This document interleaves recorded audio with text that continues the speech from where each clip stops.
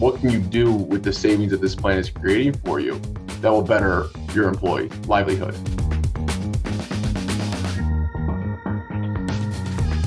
Hey, welcome back to The Broker's Voice. Andy Neary here. I am excited. Today I am joined by Mike Anarumo with Champion Health.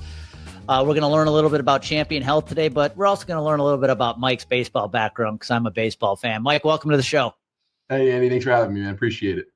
So we're going to get into the Champion Health, because that's why we're doing this episode today. But before we get there, since we are at the start of the baseball playoffs in MLB, talk about your baseball journey a little bit. You grew up in New York, right?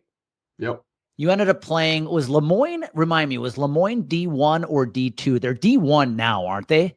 Yeah, they flip-flopped a couple of times. Yeah, they were D1 and just men's and baseball and women's lacrosse when I went there. And then my last year there, we went to D2. And then just recently went back to D1. Okay, so give people a little background on your journey, because when you and I chatted offline, I told you I was a little jealous because you were a pitcher, and you definitely had more of the prototypical size of a pitcher than I did. But yeah, give people a little background on your journey. You ended up getting drafted by MLB. And so, yeah, if you don't mind sharing, I think people would love to hear the story. Yeah, sure. Yeah, I'll be brief. But yeah, no, baseball was my entire life. I have two brothers as well, older brother and younger brother. We all played baseball. Big passion of ours. I think my mom had a sign in the house that was, "This family stops for baseball season," essentially. So that's all we did. I played, even since I was 8 years old, 70 to 120 games a summer. We were just nonstop playing tournaments and leagues and everything we can get into. Fall ball, winter camps, didn't matter. We were doing it. So yeah, just played baseball my whole life. Went to MacArthur High School in Long Island, New York. All my best friends played baseball, so we all year round just baseball, and then went to college. I wasn't even a pitcher until the summer going into my senior year of high school. I was a center fielder my whole life, but was growing. I think I grew 9 inches in 3 years. So a lot of growing pains. But yeah, so 6'5" at the end of it, throwing pretty good from the left side, and got a scholarship to. Okay, so I want everybody to hear that. 6'5", throwing from the left side. Yeah. This is why I don't like you, and I've never shaken your hand. I'm 5'9" from the right side. I wish God had given me the 6'5" with the left-handed arm. Keep going. Yeah. Well, when you're buying a car or sitting into an airplane without an exit row or a first-class ticket, I envy you at that point. Or buying clothes, anything. Yeah. Nothing fits, you don't fit, and nothing fits you. So. But no, yeah, it was a great time. You learned a lot. Going from high school, being one of the big, a bigger fish in a smaller pond, and then being the small fish in a big pond, responsibilities and pecking order and earning your keep and so on and so forth. So yeah, just played baseball. Loved it there. Yeah, ended up getting drafted after Tommy John surgery. So anybody that ever has Tommy John, it's not over. You got to really treat it right. It's like putting an adult brain in a baby's body, and you have the ability to come back stronger with better mechanics and better understanding how to take care of yourself. So if you do it right, you come back. I think I came back I was throwing live in 10.5 months. Ended up getting drafted. Didn't go for plethora of reasons, business and sports and what it is. But yeah, and then basically started my professional career right after college. Got into ADP and so on and so forth. But baseball was very hard to find yourself after 20 years of identifying as a baseball player. And then I wanted to ask you that, as somebody who played baseball at a very high level as well, did you have trouble making that transition to what I like to call chapter 2 of your life, where baseball defined you for so long, and now here you are working for ADP? I was working for a financial planner. Right. Yeah, it's tough. And like at sales, they're always like, we love athletes. They're so competitive, but I'm competitive in baseball and competitive in working out, not dialing phones and knocking doors. Yes, I'm competitive, but for a specific sport. So no, yeah, the transition was tough. Finding that next passion that really you could link yourself to, and wake up every morning and care about deeply, doing the things when nobody's watching, doing the right things always. Like that's, it's nowadays we're all remote work for the most part, and if it's something you don't really enjoy and something you're not really passionate about, that makes it very, again, like trying to find that. I think that's honestly just life in general, right? You're trying to figure out where you fit, what you want to do and how you want to do it, and what you're good at. And is what you're good at really what you want to do anyway. There's a ton of athletes that are good at football, sports, baseball, whatever it may be, but sometimes it's just not their passion, which is tough. So yeah, the transition's tough. And I think for 15 years while at ADP and Paycor in that realm, in that industry, always wanted to find something that no Sunday scaries. I don't, I'm traveling with my family or doing something like I want to pick the phone up. I want to be working. I want to be doing things. So yeah, it was hard, but I think finding that right thing, or whether it's product or company or both, it's a hard thing to find. I think people do that their entire lives, is looking for something that gets them out of bed in the morning, not just out of bed, but you're jumping out, not crawling out. You said something I actually really hadn't thought about it this way until you said it. I think people in our industry, a lot of insurance companies hire athletes, right? They're competitive, They're driven, they're disciplined. But there is a point to be made. They were, because they were very passionate about it. And that doesn't mean that discipline and that drive is going to easily translate over into the world of insurance. It didn't for me. I was a very mediocre producer for a good almost 10 years. And part of that was I wasn't able to translate the discipline and all the work I put in off the field in baseball to insurance. Yeah, it's big. It's tough, right? Because especially in sales too, and then you're just starting out. It's all number. It's a phone. It's how many people can you dial? How many people can you talk to in a day? How many meetings can you set? And you're building pipeline the first X amount of time anyway. So it's like you go to the gym, you pick up weight, you see results, like time and time again. And when it's a tangible result versus hey, do a lot of this work now and it will pay off in 6 days. We've had that obviously work, in working out, but you're starting to hire people, professionals at, 21, 22. They've been working out for a while. They see the results when they go to the gym. So it's that thing that they're selling or they're doing that I really think is the key. And, it's funny because I used to think about this all the time, man. Early in my career, when I wasn't having a lot of success, I would always look back to my pitching career and I'd tell myself, why was I so at peace with guys on second and third and one out? But here in this sales situation, I'm full of anxiety. Like I can't figure it out. Yeah. It would just frustrate me that why can't I translate this? And then it finally, it took a decade to finally figure it out. But I just remember thinking about that all the time. Under pressure with guys on second and third and one out, I was fine. Now I'm in front of a prospect with a big opportunity on the line. Why am I freaking out? Yeah. Yeah. At that point, you're by the time you're 15 or 20, you've been there a million times already. And now you're 21. Good point. Learning something brand new, flexing a different muscle, a different knowledge base, whatever it is. And now you're basically a baby, an adult in a baby's mind when it comes to sales and fishing. And and at that point, you're more aware, right? Mm-hmm. You're more aware of your failures and your downside. So you're not as confident. When you're a kid, you're 11 years old, everybody's 11 playing. And you get in the business world and you're in a meeting with your boss or your mentor or whoever it may be, and they've been doing it for 15 years. And they know what you're supposed to be saying.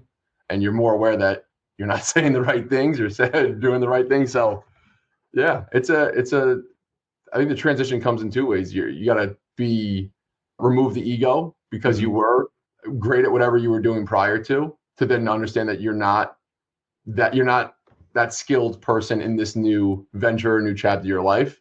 So you have to have that reality check, an ego check. And then it's those that can then figure out, okay, well, now that I know I'm better at this, what can I be doing or what can I be selling that'll give me that fire that I had when I was on the mound? What I love being on the mound, one of the biggest feelings I miss is the nothingness that I could hear. I can't hear it. When you're locked in, you can't, it doesn't matter. You can't hear anything. There's no crowd. There's no nothing. There's just you and the glove. And to try to find that again is a very, very tough thing. Well, and I remember one of the things I loved about pitching is the ball in my hand, I control the game. This game cannot move forward until I throw this ball. Only sport that the defense has the ball. Yeah. And so I think everything you said is very relevant. It's, but eventually I think you figure it out and then you realize, wait a second, everything I did in baseball to have success, especially off the field, I can now apply to business and holy cow. And then at that point, everything takes off. Yeah. Talk about your journey now. So here you are, you're out on the West Coast now, you're in California. Yeah. You're with Champion Health, which we're going to dive into here. What led you? You were with spending an early part of your career on the payroll side. Yeah. But now you're executive director of sales at Champion Health. What led you on that journey to end up where you are today with Champion Health? Oh, no, great question. Yeah.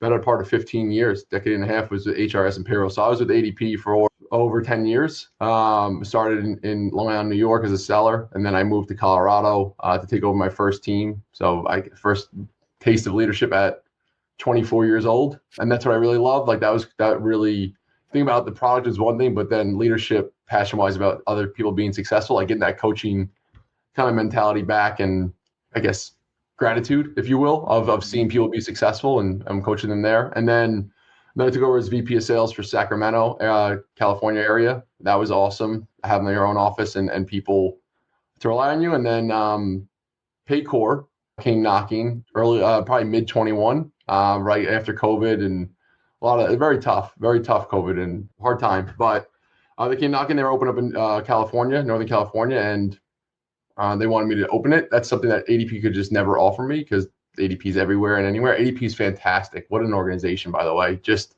a machine, and they teach you well, both sales and leadership wise. Just everything, the training they've done is incredible. So going to take on a new challenge myself, honestly, it wasn't really a financial decision or anything like that. It was more, I've never hired a team from the ground up. I've never started a market from the ground up. The company is still in growth mode. So still figuring out processes and SOPs and so on and so forth. So yeah, I went on to do that. And then I've always, not a detriment to the industry itself, but yeah, IRS, HRIS and payroll it's a tough industry. And again, if you don't really enjoy the payroll and HRIS side of things, which I did, I love talking to those people, but it wasn't I just felt it wasn't my everything. So I always kept my ear to the ground for something to happen, but day to day, always did my job the best of my abilities. And this plan came along my desk as I'm networking and going to all these events in Northern California to get the brand out there. And I don't know, I just had something in the back of my mind. I was like, keep talking about it. And so I met these people, met with Champion Health. And at the end of the day, they weren't hiring. There wasn't a job posting, but I had an inkling that this is really something I'd love, something I get at, like I said, not crawl out of bed, but jump out of bed for. So yeah, I wrote them. I wrote the founders, Michael Conway and Matt Martinez, and my chief sales officer, Richard Howell, a 3-page reverse offer letter on who I am, what I've done, and what I want to do for their company. And I was hired 3 weeks later. It's kind of back like the baseball days, right? You had to recruit yourself. You had to promote yourself to the colleges to get recruited. I love that. Well, let's dive into it, man, with Champion Health. Let's start with the people who haven't heard about it before. Sure. What is the program? Talked about, and I believe it's the Champ Plan, right? Yes. Yep. Talk to us a little bit about the plan. How does it work? Yeah, for sure. Yeah, it's a group benefit, so self-insured, employee-funded, employer-sponsored, supplemental benefits, so not primary or secondary, but supplemental. And it's really in place to provide essential healthcare to as many people as possible without putting our hands in their pocket. Very, very uniquely structured financially, but to create a win-win scenario all around for both the employee and the employer. And then from a health perspective, like that's really what we care about is the benefits. It's not a watered down plan by any means. In-person benefits, formulary, virtual benefits, 24/7 vet care, at-home lab testing, vital scanning. Like we want the benefit to be what people actually use and be preventative and proactive about their healthcare. So it's all about, from a financial standpoint, obviously offsetting claims from your major medical, but if we can give people zero out-of-pocket costs, zero copay, zero deductible, to remove the barrier of entry from both a financial standpoint of going to the doctor when they feel sick, maintaining their health, just like we do with our cars, right? We do brakes and oil changes and tire rotations, but we don't go and catch the spark before the fire. So like we want to make sure people are preventative about that. And then from a convenience standpoint, you grab your keys, you grab your wallet, you grab your phone. So it's got to be in an app, and a very user-friendly app, so that even the busiest of people can get that care they need when they need it. Okay, so I'm going to ask the question. Call it the white elephant in the room, right? Sure, yeah. People who are familiar with it, once in a while will say, there's definitely some misconceptions. People say, oh, I've heard there's a lot of gray area. When it comes to the regulatory and the compliance side of Champ, talk to us a little bit about that, because that's, again, when you talk to the broker market with a program like this, you're going to get both sides like, okay, I could see this where this is a very, very nice financial tool for CFOs, but at the same time, hey, Mike, I've heard there's some compliance issues with this. Yeah, no, great question. We get it all the time. But yeah, no, at the end of the day, Our plan is built from the ground up, first and foremost with compliance and the IRS and the ERISA in mind. Like that's everything that we've done. So every piece of the plan has a rhyme and a reason for compliance reasons. Everything that we do is to the letter of the law. We don't ever want to put ourselves in place or any clients that we put in place in any sort of way to be harmed, financially, tax wise, or whatever it may be. So we hear a lot of double dipping. We hear, this is a tax plan. This is a tax adversement plan, so on and so forth. Our plan, our benefits it's a MEC qualified plan. It's fantastic. It is benefits first. Obviously, the cherry on top is the financial side, but everything from the structure of it, the way that money flows, the no commingling of funds, and we just keep adding more and more to it. The benefit side, like that's what it's all about. Is how, like, at the end of the day, how can we create a healthier America by spoon feeding exactly what they need to do to prevent, maybe not prevent, but catch things early. Like I said, catch a spark, not the fire.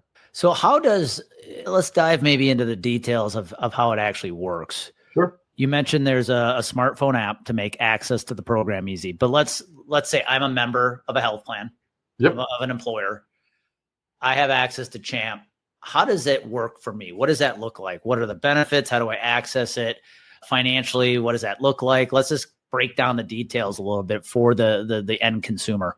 For sure. Yeah. So first and foremost, before a client ever comes on board or even signs plan documents, we do an analysis of their payroll to ensure that, we understand what employees are positively impacted, what employees could be out of pocket for the plan in regards to whether they're withholding status, gross income, so on and so forth. We want to make sure it's 2025. We should be able to give you those numbers before anything. So we make sure we understand that first and foremost so the employer can make an educated decision. And then as an employee, it doesn't matter if you're, from an employer standpoint, it doesn't matter if there are 20 employees and they're not federally obligated to offer benefits, they could still offer this benefit as a step in the right direction to help their employees have at least some health care, right?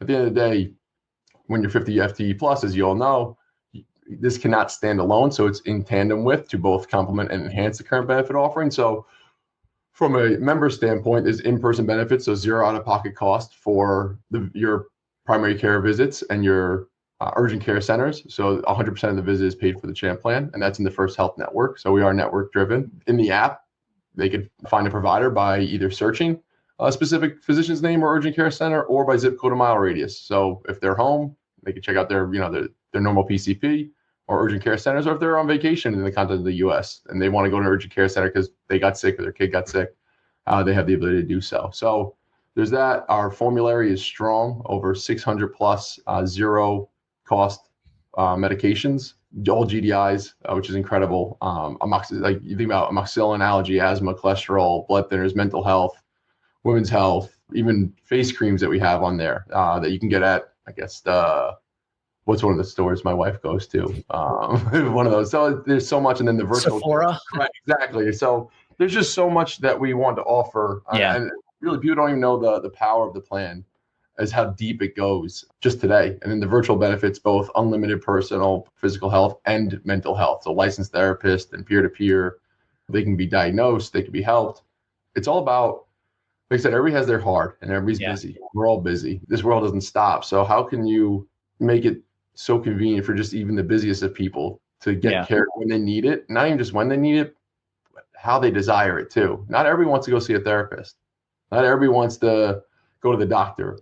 Like, it's just, how can you just make it, the harder it is for somebody to do something, the less likely they're going to do it. So we got to make it so easy, because people typically put themselves second or last when it comes to their family or whatever it may be. And they don't want to get the help. They don't want to take the time to go to the doctor or go seek that help that hey, I'm feeling a little different. Maybe it's anxiety or depression. You don't really know how to diagnose that. So we want people to feel comfortable and supported to get the right health and care when they need it, why they need it, in the way in which they desire it. Yeah, so if I heard you right, if I have 50 or more employees, number one, this is a MEC plan, structured as a MEC. So it's not major medical, but it provides some preventative day-to-day type care. Yep. If I have more than 50 employees, it can't be standalone. It's got to be paired with a major medical, because I have to offer major medical. Does not need to be paired. What's that? Does not need to be paired. So it's so it can't stand alone at 50 FTE plus, but you're 20, 30 employee company. Yes. Major medical is too expensive, whatever it is. you could still offer our plan. Okay, but 50 and above, you do have to pair it with We meet the Met qualifications on the individual mandate that was repealed in 2019, but not in the organizational one. So this is where I think some of the questions come around the compliance side, right? Like, so how does it get paid for then? This is where there are, again, depending on the members, the employees' tax bracket or tax status, there's some advantages, right? As for how this gets paid. Yeah. The plan is basically the way it's structured. It's fully funded by the tax savings it does create for both the employee and the employer. Now, like, it's a nice cherry on top to have, maybe an extra, $5-10 a week or month, or employer saving X amount of dollars. The real thing is, how can we make the benefits $0 cost? I would love it if it was honestly the financial side here or there, but if everybody just broke even and was able to have essential healthcare coverage through and through, that would be incredible for us. I would love people to actually have the access to that. Think about your hourly workers, your restaurant industry, people that just don't oftenly get offered medical insurance. We want to be there for them. Yeah. Just thinking out loud, when you think about the plan itself, I'd love for you to give some advice. So let's say I'm an advisor out there. This is very much a conversation probably at the C-suite level, especially with somebody who has some responsibility to the profit and loss statement. What would be your advice to an advisor who might be tuning in, who says, hey, Mike, I get it. Sounds like an interesting plan. Could be something intriguing to a CFO. Any advice on how they should pitch this program to a CFO? Like, how could they bring the program to a CFO to create intrigue or appeal for how this might positively impact that CFO's employees, but also financially? Yeah. From the CFO standpoint, obviously, they're always worried about the bottom line. So obviously the financial savings to that buying persona, if you will, is a key when engaging with the CFO. So it's not really the money you're saving, but what are the things that are staying your way? What's the limitations of your budget of what you're looking to put in place for your employees? Maybe it's additional, maybe it's another line of benefit. Maybe it's a pet insurance. Maybe it's a life insurance plan. Like, what can you do with the savings that this plan is creating for you that will better your employee livelihood, right? And if they're seeing an increase, obviously that's a nice thing for the employees from a retention standpoint. And then they're also, like I said, you're having these benefits, and we talk about like redundancies, obviously, right? The plan could be both supplemental and additional in nature, depending on your current primary benefit offerings. So it could be supplemental, obviously, in redundancies, and offsetting claims is huge, right? It's especially self-insured plans. The main factor is how many claims you're hitting that pool. When you come to every year and the renewal is 12% in a good year, 18%, 22%. Back in Affordable Care first, when the ACA first came out, we're looking at 42% interest rates. That's when the PEO started taking off, right? But you're looking at 42% renewal rates, 38%, 35%. So, we're fighting an uphill battle every year. A good year, like I said, is at 9 to 12%. So we do something, put something in place that not only offsets claims, but is creating habits of employees that make them healthier, so that even they're not going to the hospital, the doctor as often, or so on and so forth, so that you're creating a healthier workforce. So it's both short-term advantages and long-term advantages. And as the plan increases, enhances in regards to that spoon-feeding type of information and services, so that employees are really becoming healthier, that's the whole goal. We want to get those things, So provides access to $0 primary care and urgent care. Yes, sir. $0 to a pretty wide list of prescription drugs. Yes, sir. And very accessible for an employee because there's access to the program via smartphone app. You got it. What does the enrollment process look like? So if I have a client, I'm a broker, I have a client, and this is a program I think would be worthwhile. Maybe they have a ton of part-time seasonal. What does that enrollment process look like for putting the Champ plan in place? Yeah, no, great question. Yeah, and we work on this. Everything in the company is under a microscope. We want to make sure that our plan is good. I love our plan. I love the outcome in which it does for employers and employees, but it's the experience, the client experience, the member experience, the agent experience. Like, how can we make sure this is the easiest thing? Again, coming from HRIS and payroll, implementing something new to a company is a heavy lift, especially the tech that we used to sell. So I don't want that for HR or for payroll or for the client. So our onboarding process is very detailed and oriented in regards to white glove. So say they're coming on board, we have what we call an enrollment alignment call before anything else. We sit down with the client, the agent, the selling agent, their key players from payroll and XYZ to ensure we lay out the best timeline for that group. Every group is unique and we treat them as such. That's what I say to everybody, is what we want to do. So if you're a car dealership, we're not going to enroll this or have an open enrollment during the last 2 weeks of a month. Doesn't make sense. You're trying to get your sales in. So we want to make sure that we are educating through and through. So we line up the whole timeline, payroll implementation, all that stuff. And then we go to lengths from education and information. So during open enrollment, the employees actually get access to our app, limited access, so they could virtual benefits they have access to in the HRA, and they can check out the content so they could touch and feel. But we have email communications that go out. We host employee education calls. We go over the plan, Q&A. We have resources at the yin yang to ensure that everybody needs to get their answers. They're getting their answers, and then they enroll in the plan so that, positive impacted employees have the ability to opt out during that open enrollment period. And we go to lengths to communicate with them. And then if they were negative, they have the ability to opt in. Obviously, average cost for urgent care center visit, $250, $300 a visit. Or formulary is vast. So if you're currently paying for a medication that's $0 from us, like that's a good move for you as well. So we want to make sure we're educating amongst that. Healthcare is only as good as the education that comes with it. How to use it, when to use it, why to use it, how to maximize that benefit. So we care about the client's experience, the member's experience, and then obviously in the back end from the agent standpoint, making sure that they know when they introduce us and bring us into the plan, and they're bringing Champion Health to this organization, one of their clients that they probably have another line of business with, that client's going to thank them at the end of the day for the experience they had of onboarding, buying, implementing, and maintaining. So it's a very handheld process. What would you say? So if I asked, hey, what are some of the ideal industries that would be a fit? I think the safe answer is any industry that has a high amount of part-time and seasonal, I got to believe is a good fit, right? Well, part-time and seasonal are, that's a little tougher because obviously the Champ plan, there's 2 deduction codes that go into the payroll. So you want to be taking those amounts on and off for those employees as the plan goes on. Got it. Okay. It's more geared towards a full-time employee, not seasonal. Okay. Good. Thank you for clarifying that. Yeah. So like we go through all that, like every question, everything that we get, like we want to make sure, like if you have commissions and you have a different pay cycle, or you have some part-times, like home health care, very, very hourly, but then you have some doctors that are strict out. So like we want to make sure we have those strategic conversations before any communication with the employees, anything ever goes live. We want to set everybody up for success. Through and through. So industry wise, like you said, I've been coming from the payroll background and lead pulling, if you will. You want to be very specific in your quote unquote ask, but we have 5 employee companies and 5,000 employee companies in public and private and government, and blue collar, white collar. Well, it's really our job is to educate and provide all the answers to their questions and their concerns, and it's their job to make the decision if it's a good fit for their organization. Yeah, love that. Well, I know there are going to be people listening in, and my urge to the people who are tuning in with programs like these, I think it's easy to make a quick judgment or have a misconception because of something somebody else has said.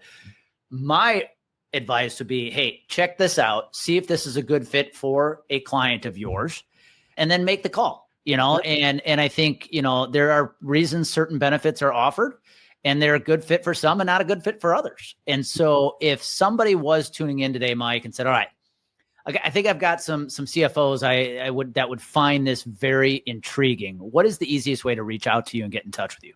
Yeah, for sure. Our website is champlan.com, 2 P's. And then also info@champlan.com is also an email you can reach out to as well. We'd love to hear from you. Yeah, I think you said it, like due diligence is everything. And both your client and then your client to their member, to their employees, like it's worth it to at least do your due diligence. Don't anything else has been out there or you've heard of or this or that, like take your time to do your due diligence because your clients and your employees deserve that. 100%.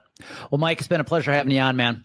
Yeah. Thanks for having me. If you're tuning in, you want to know more about the Champ Plan from Champion Health, definitely reach out to champplan.com, info@champplan.com, or even go out and reach out and connect with Mike on LinkedIn. Yeah. So Mike, take care. Everybody else, give Champ Plan a look from Champion Health and see if it's a fit for your clients.